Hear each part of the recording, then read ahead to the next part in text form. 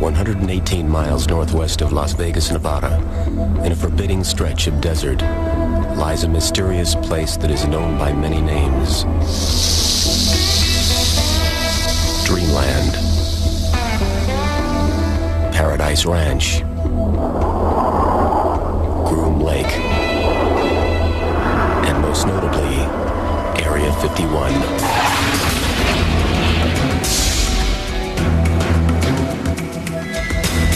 The government does not want to acknowledge that a base exists there. But the fact is, I've been there. There's a runway, there's buildings. It is a extremely secret base.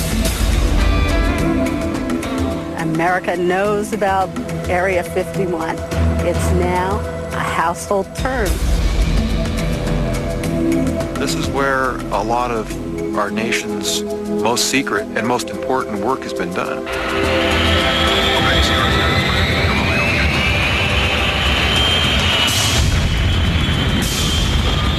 Area 51 is a breeding ground for conspiracy.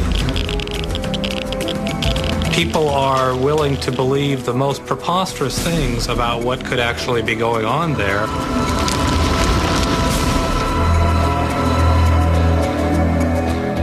I really don't think the government could conceal a flying saucer that we've had since the year after I was born. I really don't think so. There are a lot of secrets at Area 51, but the ones that they guard the most closely are the ones that could lead some of these officials to federal prison. The whole area is sewn with magnetic sensors and electro-optical trip sensors. Step over the line without a top secret clearance, and they can shoot you. Next stop, Area 51.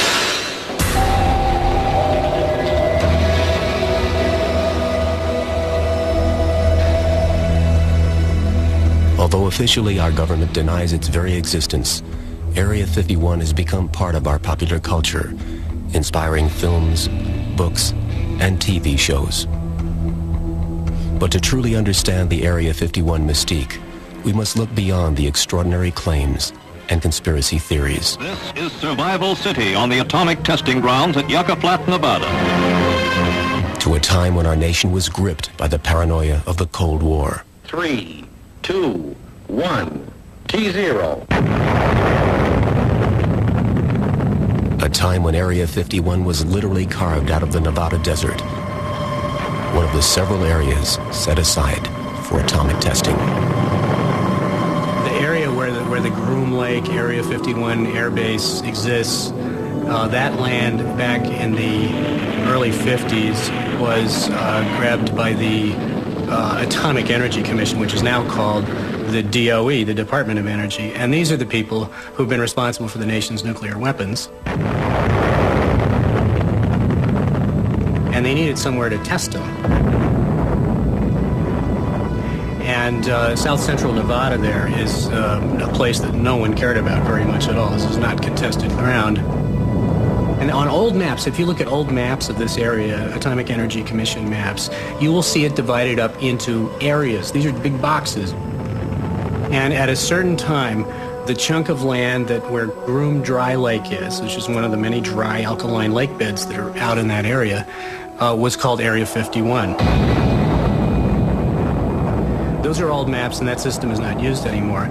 But the name Area 51 is sort of stuck to the place. In the spring of 1955, the area in grid number 51 took on a much larger role in our government's dealings with the Soviet Empire. That year, Lockheed Aeronautics engineering genius Kelly Johnson designed America's first super-secret spy plane, the U-2. But Johnson had one problem. He needed a place to test his covert creation. He turned to his trusted friend, civilian test pilot Tony LeVere, the man who some say is the true father of Area 51.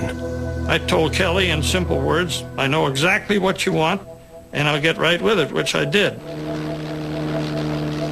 I'm searching for the perfect dry lake, because I knew that a dry lake is the best natural landing field for experimental flying that ever was devised. For nearly a week, Tony LaVere and his team scoured the Nevada desert, checking out dozens of remote sites. But when they crossed the Nellis mountain range and came upon Groom Lake, LaVere immediately knew that their search was over. This thing is, on a scale of 1 to 10, it's a 10 plus. The rest of them don't even stand a chance. Its location was really out in a godforsaken country, and not very many people roam around those parts.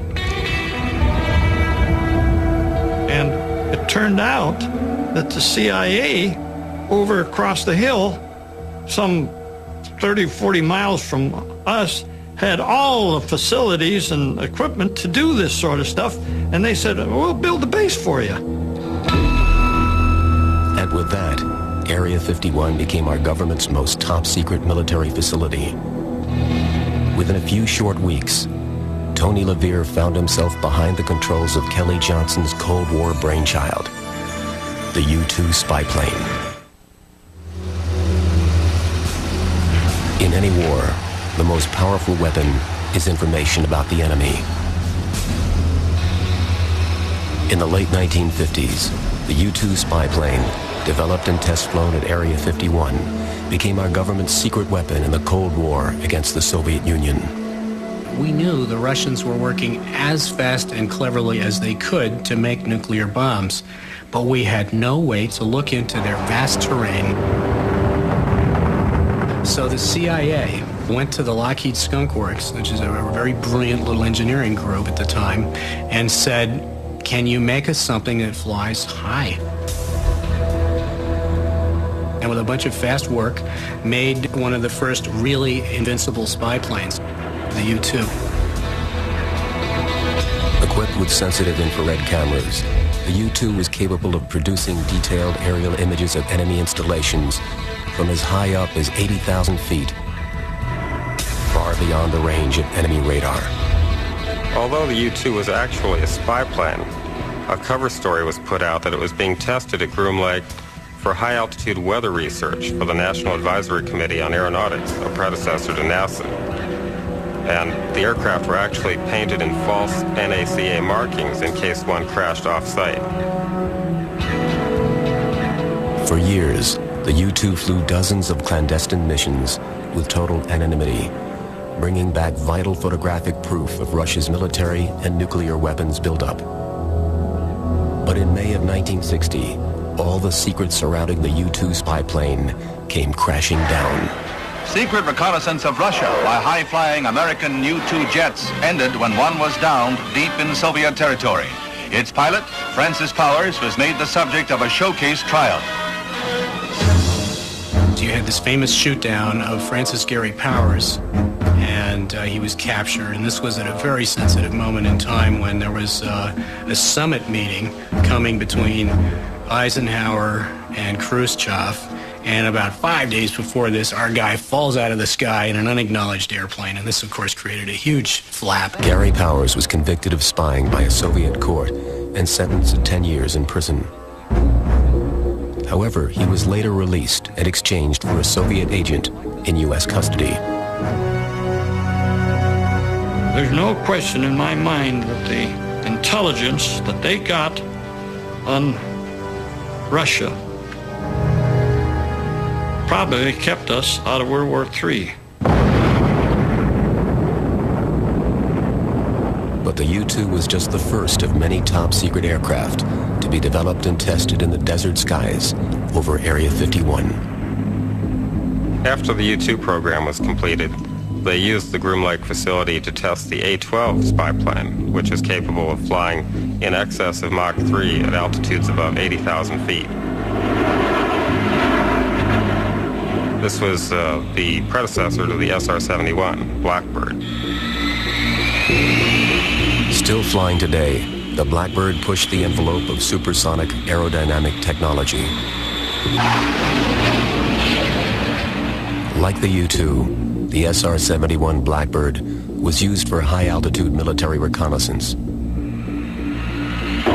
But as enemy technology advanced, and even our most sophisticated aircraft became vulnerable, the clandestine projects at Area 51 took on an urgent and surprisingly new direction. According to some experts, a very different kind of aircraft was being tested in the dark skies above Area 51. It turns out that various agents of ours were able to procure Russian military hardware. This means entire MiG fighters, radar, air defense systems, etc. Obviously, certain people in certain governments and militaries behind the Iron Curtain were corruptible, and somehow the stuff ended up at Groom Lake. And there were squadrons of guys called Red Hats, who were American pilots who flew MiGs. Possessing your enemy's weapon and taking it apart is hugely useful to you. This is a great coup. And it turned out that was an important thing going on at Groom Lake. That was really a highly kept secret. But Russian MiGs and the Red Hat Squad weren't the only secrets being kept at Area 51. When you follow Groom Lake into the 70s, then you start getting into the era of stealth. And this is when the HAV blue planes were developed and tested at Groom Lake. They call them technology demonstrators, and the idea was, hey, we've figured out that you can really manipulate radar reflections by having these flat, faceted surfaces so the thing looks like somebody's diamond ring, but is it going to fly?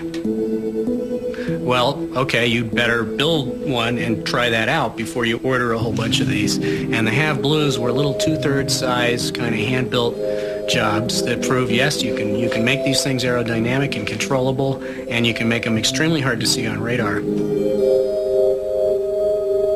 And at the same time, another really weird program, which was just declassified, called Tacit Blue, which is just an ugly device. It looked like a cross between a loaf of French bread and a snow shovel.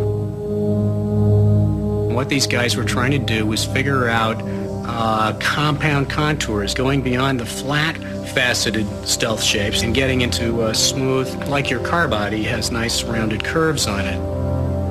From the HAV Blue and Tacit Blue projects emerged the technology for America's most top-secret aircraft to date.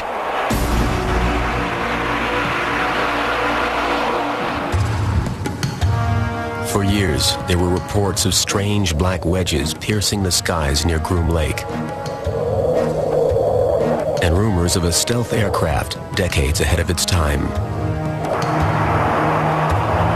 For once, it seemed the rumors about Area 51 proved to be more fact than fiction when in 1988 the U.S. military officially unveiled the B-2 stealth bomber and the F-117 stealth fighter. The Air Force uses secrecy to shield advanced technology. The hope is that if we can keep something in the dark as long as possible, a potential enemy will not gain an advantage. Such was true with the stealth program. During the testing of the F-117, everything evolved around working at night.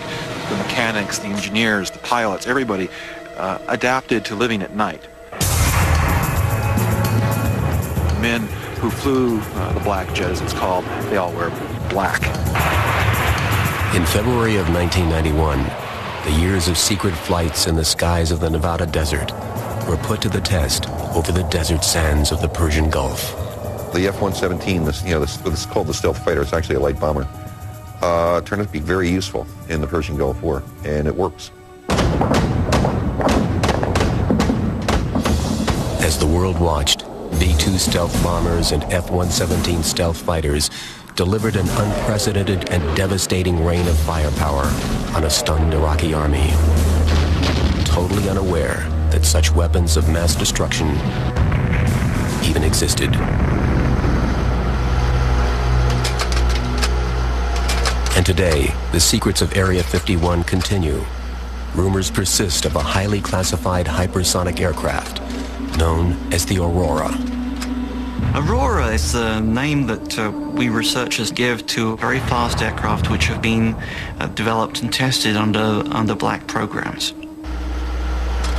Although no published photographs of the Aurora exist, there is no shortage of visual interpretations of this alleged high-tech spy plane. Based on revolutionary propulsion technology, this aircraft is said to fly at 6 times the speed of sound and can attack with pinpoint accuracy.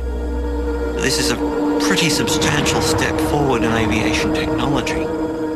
What it means is you've taken a very big step towards true global warfighting. You have put down the basis for technology which allows you not only to perform reconnaissance missions, but to perform precision strike anywhere in the globe within a very few hours of the decision to go.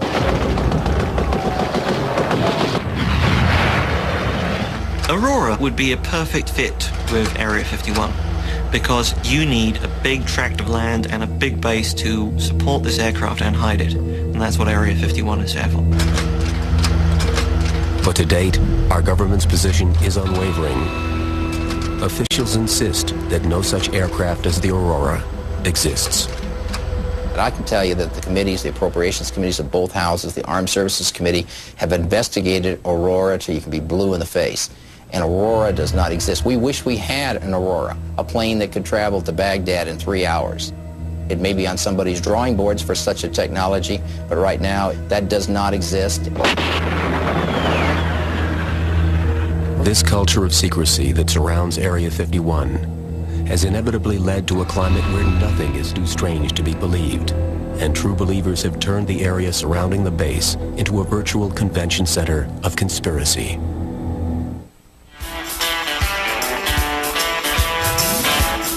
The one thing, I guess, that a lot of people should understand, that Nevada has the one and the only extraterrestrial highway in the world.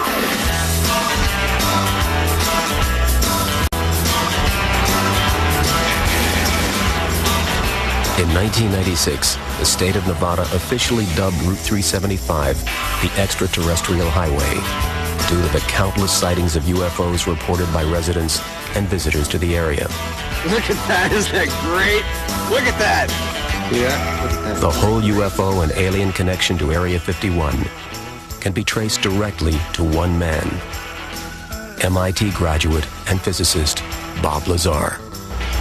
The Area 51 story at first became public, to the public eye, in 1989, when Bob Lazar came out with his story that he had, in fact, worked on alien spacecraft at Area 51. When Lazar went public with his claims, the media went wild.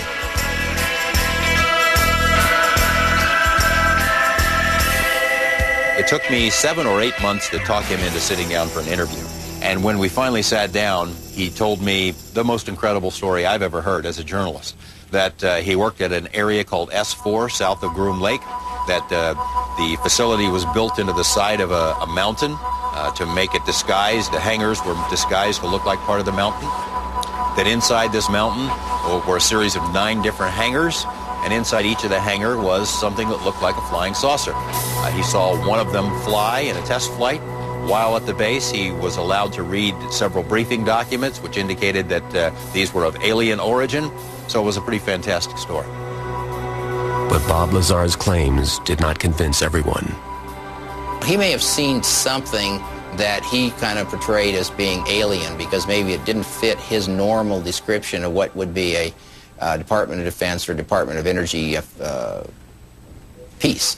I've been out there. There is no UFOs, there's no aliens, there's nothing like that there. This is a top secret facility, but not for that type of thing. The Bob Lazar story can leave one very schizophrenic. There's a lot of good evidence that he's telling the truth, but my sense is that things did not happen as Lazar says.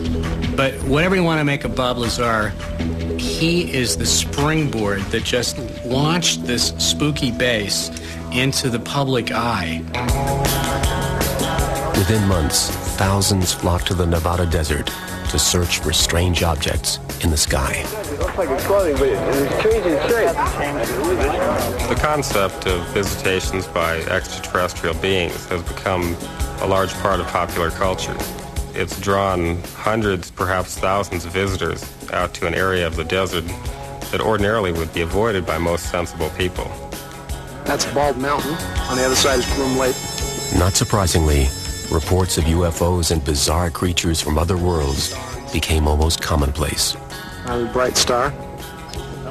Holy sh**. Come here, look at this. No, it's not. It's got two lobes on either side, two very distinctive lobes on either side of it. Come here and look at it through this. Come here. It may be that people want to believe that we're being visited by beings from an advanced civilization. There's supposed to be some nasty ones here now, the reptoids. The rumor is, allegedly, they're coming from 100 million light years out. They're making that time jump. That's what I saw. Yeah. It's cool. That is so cool. The sudden interest and influx of tourists into the area helped transform the nearby town of Rachel, Nevada. Once just a tiny dot on a map, Rachel has become a mecca for believers and non-believers alike. People come out here in a search for the meaning for life. They want answers to things they can't find anywhere else. Many of the curious drop by the Little Alley Inn to escape the desert heat and swap stories of close encounters of every kind. I don't think there's a day goes by that we don't hear something from somebody. A lot of people have actually worked at Area 51, and they have told me that they worked with beings who were from another planet.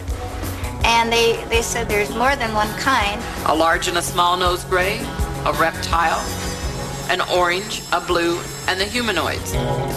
I don't think that there's yet a complete story on what may be over that hill. I, in my heart, would like to think that there are aliens in Area 51, but I don't really believe it until I see more. But it's a great subject for motion picture.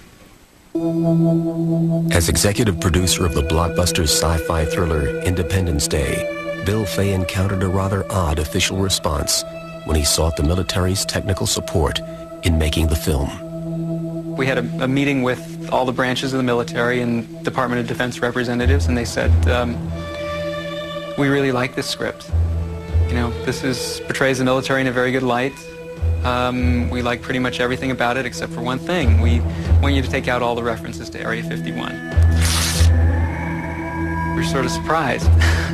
We weren't sure where that was coming from. The whole point of the film is playing off on the mythology of Area 51, and that really strikes a chord with people, obviously.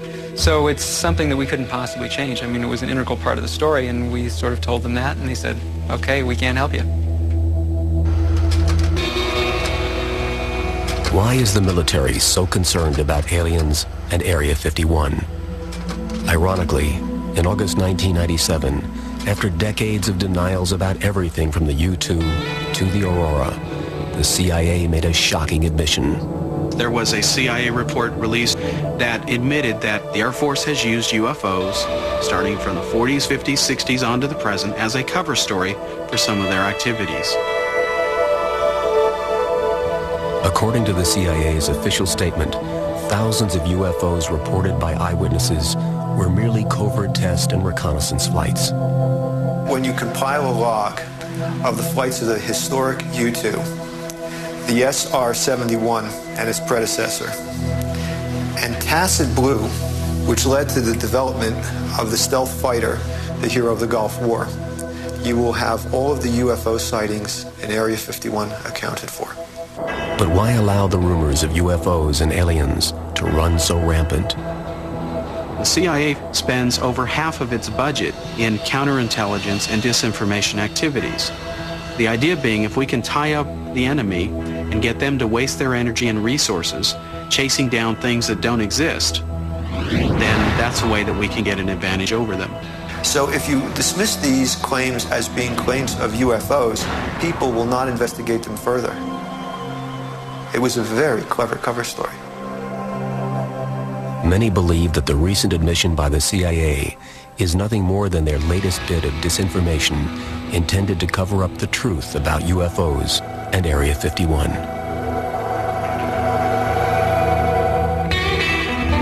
There could be aliens, there could not be aliens, but the reality is there is a major facility there. There's no doubt about it.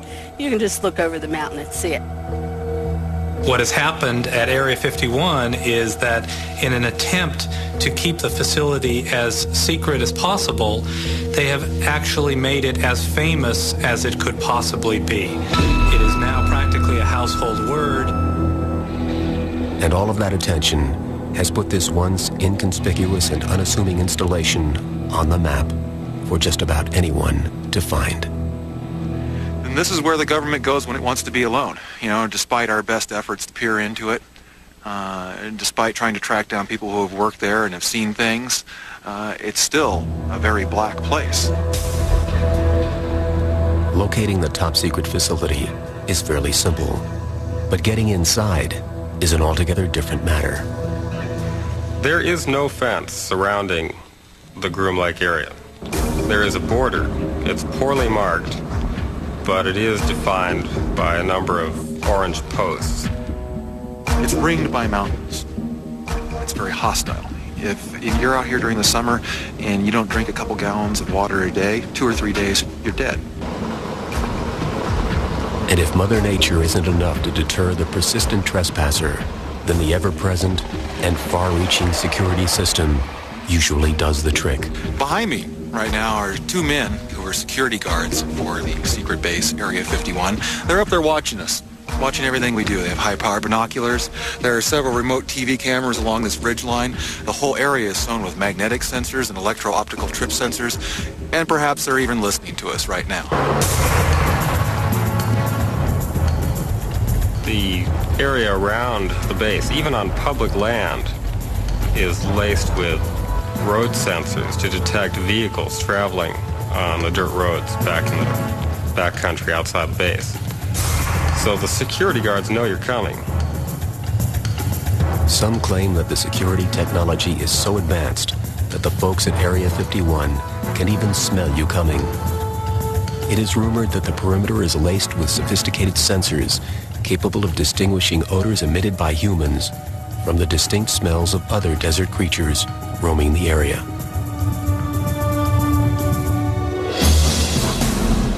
There'll be signs saying, stop here, you know, unexploded ordnance, contaminated area, radiation, or, you know, a little line that says use of deadly force authorized. That stops most people. The foolish are the ones that go on beyond that. People start coming down in Jeeps and four-wheelers, and all of a sudden they're presented with a couple of guys with automatic rifles, and they get resentful that they're told to go back up the road, and if you turn around, you could be shot. People who have been unfortunate enough to continue to the guardhouse have been arrested. Inevitably, they are tackled, thrown to the ground. You know, they get their necks stepped on, get hog-tied, and hauled off to the hoosegow.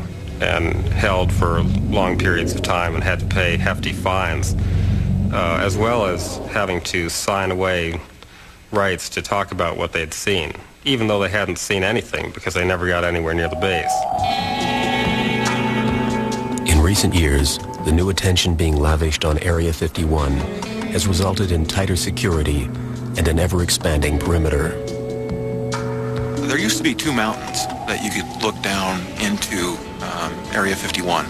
One was Freedom Ridge, just right up there where the security patrol is looking down on us, and over that hill right there was Whitesides Mountain, 11 and 12 miles away respectively. You had a really nice view, but the Air Force requested and was granted a 4,000-acre withdrawal that took those 2 mountains and made them the restricted area. So now those places are off limits, and we have to go 26 miles away to Tickaboo Peak. While millions of dollars and man-hours are spent keeping people out of Area 51, the government also goes to great lengths to get people in. We're at what's known as the Janet Terminal. This is where the vast majority of the workers at the Groom Lake base park their cars and fly in a private fleet of aircraft to Area 51. Located on the northwest corner of the main commercial airport in Las Vegas, the Janet Terminal is the employees' gateway to Area 51. There dwells a fleet of Boeing 737s. They're white and they have a red stripe on them. And these planes load people who show up and you park their cars in a secured parking lot, and they wait in the little terminal until it's time to go. These aircraft are owned by the Air Force, but when they're referred to on FAA frequencies, they're known as Janet, just like another flight might be known as TWA 123. These are known as Janet 123. Like nearly everything else concerning Area 51, the origins of the name Janet given to these flights and the terminal itself is a mystery. And what on the surface appears to many to be just normal activity can be perceived by trained eyes quite differently. Everyone that you see get on these planes is conspicuously casual. This is a mixture of civilian workers and military workers. You can't tell the difference. You don't see any business suits, you don't see any military uniforms. You just see people in baseball caps carrying duffel bags. The rule at this facility is keep it low-key, and it's so low-key that it draws attention to the place. So these Janet airplanes peel out of Vegas just like any other plane would, except they go north. And in fact, the Janet airplanes are responsible for a lot of heartfelt UFO sightings, because some of them fly at night and some of them start coming in around 4:30 in the morning. And if you stand up on some of the hills we used to stand on before the land was grabbed by the military, you could see the landing lights of one of these planes coming in, and due to the approach path and the angle that you're at, etc., you see an extremely bright light coming at you for maybe 5-8 minutes that is almost still, but not quite still. And this is like, that's gotta be a mothership from Zeta Reticuli, right? No, it's a 737. And the Area 51 employees who don't like to fly go by bus, in inconspicuous vehicles that travel to the Groom Lake facility on a daily basis. What exactly happens after employees arrive at their destination is, of course, a secret, protected under strictly enforced national security regulations. All workers who go to Groom Lake are required to sign secrecy oaths promising that they will never disclose anything that they've seen or heard out there or tell about the work they've done. The problem with a base that doesn't exist is that it doesn't have to obey the public laws. A base that doesn't exist doesn't have to worry about worker rights. It doesn't have to worry about environmental laws. If workers can't even talk about it, and the government won't admit it exists, then who is accountable when something goes terribly wrong? The shroud of secrecy enveloping Area 51 was suddenly threatened when a group of former workers filed a lawsuit in federal court, alleging criminal wrongdoing by the government. The Area 51 litigation is very serious because it involves allegations not just of criminal conduct, but allegations that criminal acts were knowingly committed under the veil of secrecy, and that those criminal acts may have resulted in the deaths of 2 people and the injuries to a large number of other workers. In their lawsuit, the former workers claim that for more than a decade, the government secretly and knowingly burned highly toxic waste at Area 51. The government had decided that Area 51 did not exist legally or officially. So they didn't want to cart off trash and garbage and hazardous waste from this large airbase. Nothing going in really went out. And as they started to do experimental aircraft and started to operate large numbers of planes, they started to produce a lot of hazardous waste. So they started to burn it, which of course is a crime. It was a hazardous waste dump. that was being used as an open-air disposal system. In August of 1994, Helen Frost filed a lawsuit on behalf of her late husband and 6 other former employees of Area 51. They too had been forced to silently suffer with similar conditions.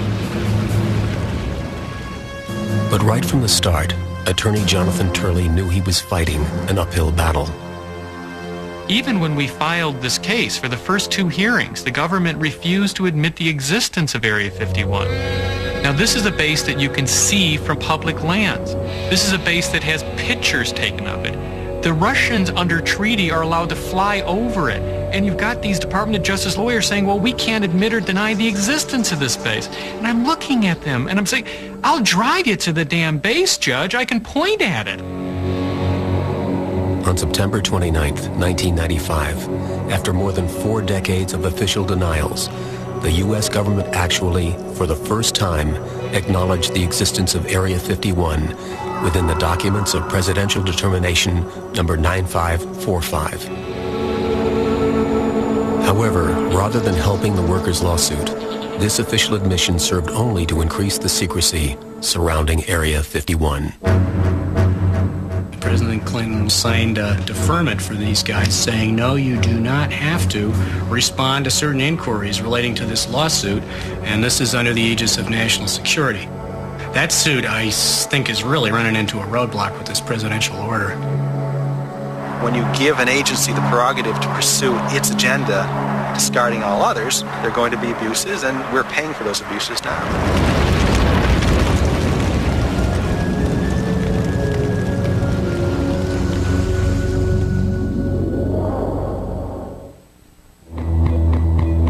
The recent controversy surrounding Area 51 may now be a moot point. An article written by Jim Wilson and published in Popular Mechanics came to a rather surprising conclusion that Area 51 has been moved. The proof for the decision to move Area 51 is absence of activity at the site. The ongoing reports we would receive of strange lights in the sky suddenly began to diminish. The number of sonic booms that were reported began to diminish. What had been happening there had very clearly stopped to happen. Suspicious of the sudden drop-off in activity, Wilson decided to investigate firsthand and drove to the Groom Lake facility, where he found no one. Complete emptiness. I drove along the road leading to the Groom Dry Lake bed and drove up so far that I actually came to a fence delineating the bombing range area. Nobody up there. Went to the town of Rachel to check in on some friends who had helped us with previous stories. They weren't there. From this point on, we began to just do some basic detective work. And we asked ourselves some questions in terms of, where would you move a base? In his article, Wilson claims that the top secret projects, personnel, and equipment that were housed at the Groom Lake facility had been transferred to an abandoned missile launch complex in Utah and 2 other military installations in Colorado. According to Wilson, the move was prompted by 2 major factors. One of them, radioactive contamination, the result of extensive nuclear tests conducted during the 1940s and 50s. They're now beginning to discover that from the underground test, many materials are actually moving upward through the rock strata, which was something that was never anticipated. There would be times at Area 51 when the facility would have to be evacuated for several days due to radioactive fallout. The site is a very dangerous site, and quite simply, it isn't safe to conduct these operations. The second reason Wilson offers for the abandonment of the Area 51 facility is the changing focus of high-tech military projects. The United States Air Force has subtly changed its mission. It has moved from being an air and space force to being a space and air force. The next generation of secret craft will be ones that are capable of flying in space. In order to do this, you need a different type of launch facility, and you also need support facilities that would be very expensive to duplicate. Many of these already exist in the vicinity of Colorado Springs, where you have existing launch facilities and you have a very, very secure landing facility in Michael Air Force Base, which is in the middle of an area that absolutely no one in their right mind wants to get near. This is where they test biological and nerve gas agents. So has this legendary top-secret base been shut down for good? And will its secrets die with it?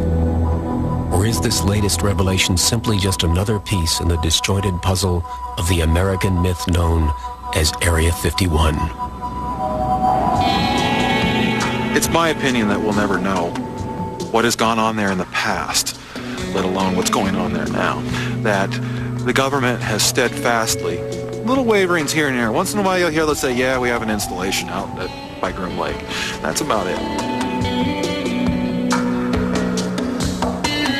I think that a lot of the tension surrounding Area 51 would be reduced if the government simply gave the base a name, said that they were doing secret projects there, and left it at that. It's the idea of a nameless, non-existent base that really grabs the public's attention. People love mysteries. And as long as we're treated in this manner that Groom Lake doesn't really exist and we don't want to talk about it, it just lets the minds run rampant, and it just filled with nice sinister tales of aliens and who knows what else. Since you can't prove what goes on there, you can blame on that place whatever you want. JFK's hooked up with it. You know, Elvis is there. Whatever you want. It's a perfect blackboard upon which to write your dreams and your fears. Government still has projects which are sensitive, and the public's right to know doesn't necessarily include everything. I don't mind them test flying the Aurora or whatever aircraft they are out of Groom Range. It's the other things that have accompanied it, hidden behind that veil of secrecy, that bothers me. People want to believe the government is out there doing something and keeping things away from them that they shouldn't know. But there is things that go on out there that need to be done for the national security of this country. It's not because we want to deprive the people of the United States of the information. We want to deprive certain other countries across the ocean of information. What's going on there isn't really a mystery. It is some of the most advanced state-of-the-art work that our government as a nation is doing, and it's one of a handful of facilities in the world that are the state-of-the-art for the whole planet. Hopefully, as more programs are declassified, the true nature of Area 51 will be revealed. Probably a lot of people will be disappointed when they find out how mundane it actually is. But mundane or not, one thing is for certain. The mystique of Area 51 has captured the imagination of a nation. This is a place where some people's dreams do come true. The engineers, the scientists, the men and women who have the vision for these new break-ahead, far-reaching technologies that are developed out here. For people like myself, it's more like a mirage than a dream.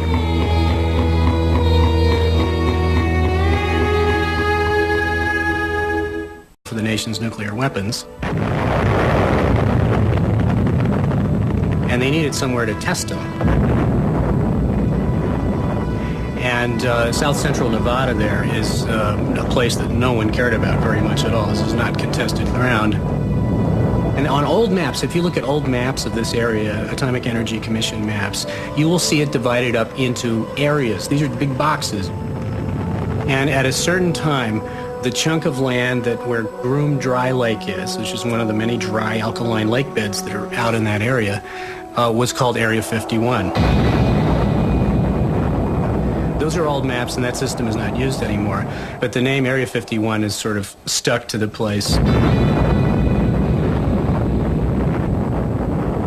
In the spring of 1955, the area in grid number 51 took on a much larger role in our government's dealings with the Soviet Empire. That year, Lockheed Aeronautics engineering genius Kelly Johnson designed America's first super-secret spy plane, the U-2. But Johnson had one problem. He needed a place to test his covert creation. he turned to his trusted friend, civilian test pilot Tony LaVere, the man who some say is the true father of Area 51. I told Kelly in simple words, I know exactly what you want, and I'll get right with it, which I did. I'm searching for the perfect dry lake. 118 miles northwest of Las Vegas, Nevada, in a forbidding stretch of desert, lies a mysterious place that is known by many names. Dreamland, Paradise Ranch, Groom Lake,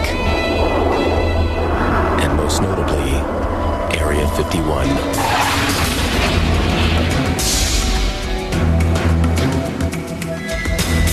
The government does not want to acknowledge that a base exists there. But the fact is, I've been there. There's a runway, there's buildings. It is a extremely secret base. America knows about Area 51. It's now a household term. This is where a lot of our nation's most secret and most important work has been done.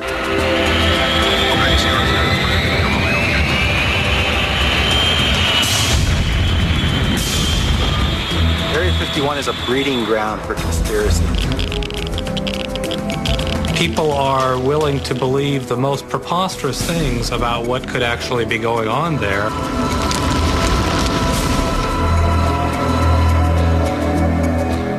I really don't think the government could conceal a flying saucer that we've had since a year after I was born.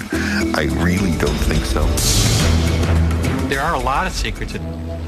Because I knew that a dry lake is the best natural landing field for experimental flying that ever was devised. For nearly a week, Tony LaVere and his team scoured the Nevada desert, checking out dozens of remote sites. But when they crossed the Nellis mountain range and came upon Groom Lake, LaVere immediately knew that their search was over. This thing is, on a scale of 1 to 10, it's a 10 plus. The rest of them don't even stand a chance. Its location was really out in a godforsaken country, and not very many people roam around those parts. And it turned out that the CIA over across the hill, some 30, 40 miles from us, had all the facilities and equipment to do this sort of stuff, and they said, we'll build the base for you. And with that, Area 51 became our government's most top-secret military facility. Within a few short weeks, Tony LaVere found himself behind the controls of Kelly Johnson's Cold War brainchild, the U-2 spy plane. In any war, the most powerful weapon is information about the enemy. In the late 1950s, the U-2 spy plane, developed and test flown at Area 51, became our government's secret weapon in the Cold War against the Soviet Union. We knew the Russians were working as fast and cleverly as they could to make nuclear bombs, but we had no way to look into their vast terrain. So the CIA went to the Lockheed Skunk Works, which is a very brilliant little engineering group at the time, and said, can you make us something that flies high? And with a bunch of fast work, made one of the first really invincible spy planes, the U-2. Equipped with sensitive infrared cameras, the U-2 was capable of producing detailed aerial images of enemy installations from as high up as 80,000 feet, far beyond the range of enemy radar. Although the U-2 was actually a spy plane, a cover story was put out that it was being tested at Groom Lake for high-altitude weather research for the National Advisory Committee on Aeronautics, a predecessor to NASA. And the aircraft were actually painted in false NACA markings in case one crashed off-site. For years, the U-2 flew dozens of clandestine missions with total anonymity, bringing back vital photographic proof of Russia's military and nuclear weapons buildup. But in May of 1960, all the secrets surrounding the U-2 spy plane came crashing down. Secret reconnaissance of Russia by high-flying American U-2 jets ended when one... Area 51. But the ones that they guard the most closely are the ones that could lead some of these officials to federal prison. The whole area is sewn with magnetic sensors and electro-optical trip sensors. Step over the line without a top-secret clearance, and they can shoot you. Next stop, Area 51.